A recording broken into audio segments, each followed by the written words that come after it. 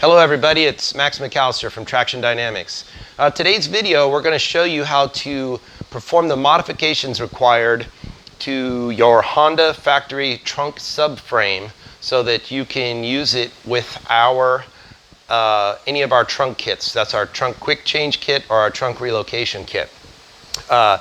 These modifications are for people who are do-it-yourselfers and want to save a little bit of money, or we would recommend this if you live overseas and it would be very expensive for us to ship a modified bracket to you. We're willing to do that. If you don't have access to tools or a machine shop or you're not comfortable with it, we can supply you with a complete subframe ready to go.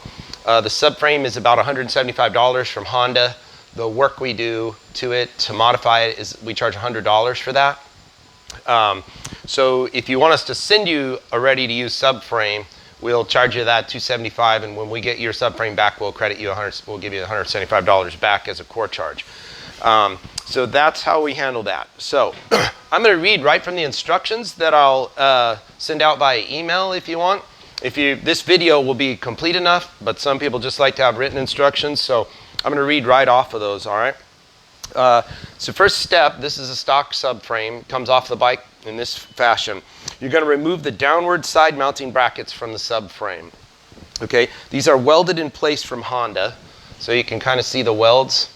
This is all made of aluminum, so it's very soft and easy to cut. All right, you're going to cut the brackets off where the 3 bars on each side meet the plate that is welded to the frame. So this bracket, and this bracket right there. All right, you want to cut them off as close as possible to the plate, the basic plate that you see there. This can be accomplished with a hacksaw, a Dremel tool, or a cutoff wheel on a die grinder. You know, any number of ways you can get these 2 brackets off of there.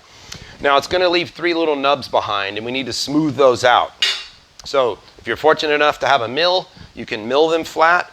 And we're not trying to take any material off of this bracket, but we do want it to be smooth when you're done. You can see there's some welding there, so we're going to need all of that smoothed down to the smooth surface that you see on the bracket. All right, and so you can accomplish that with a mill, a handheld belt sander, or even a file. If you just don't have tools and you have nothing but time, grab a cold one and start filing. So but your net end goal is you want a nice flat smooth surface here with no bumps or humps on it, okay? All right, that's the goal for that. Next is we're going to drill 4 holes in it, 2 on each side of the bracket, into this plate where it's welded, the thick plate that's left behind.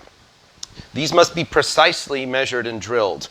You need to have a metric tape measure. Accuracy to within 1 millimeter is required.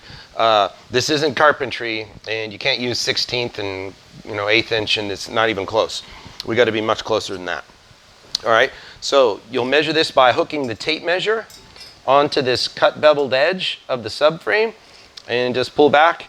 And the 2 measurements you need to know: the hole's going to be at 170 millimeters and 208 millimeters. Those are the 2 distances. It's the same on both sides. And you're just going to align the holes in the very center of the subframe.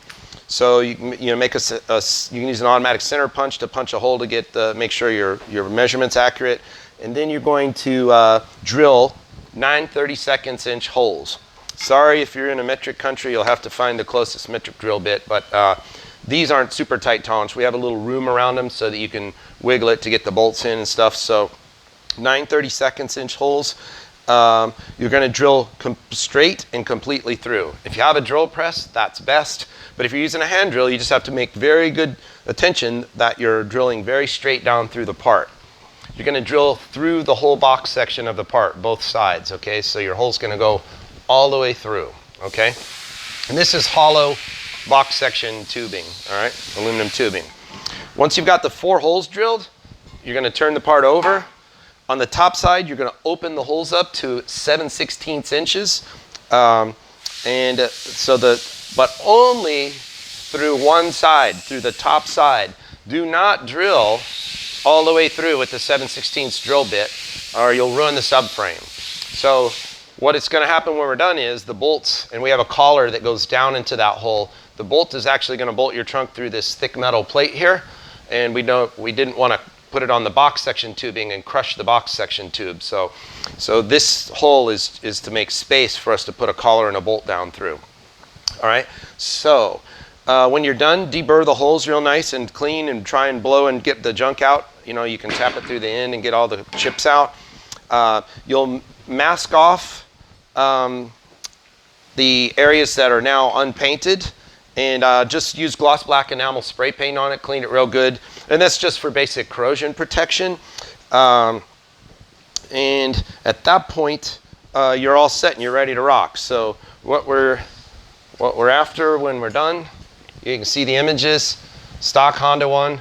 We cut the brackets off, smooth the surface, drill the holes through, open the top side up, spray the paint on it. This is ready to go. All right, so this is Max. There's the steps for that. And let me know if you have any questions. You can leave your comments below. Don't forget to share these videos with your friends who are going to do these kits and or are interested in doing these kits. And don't forget to subscribe to my channel. Thanks a lot.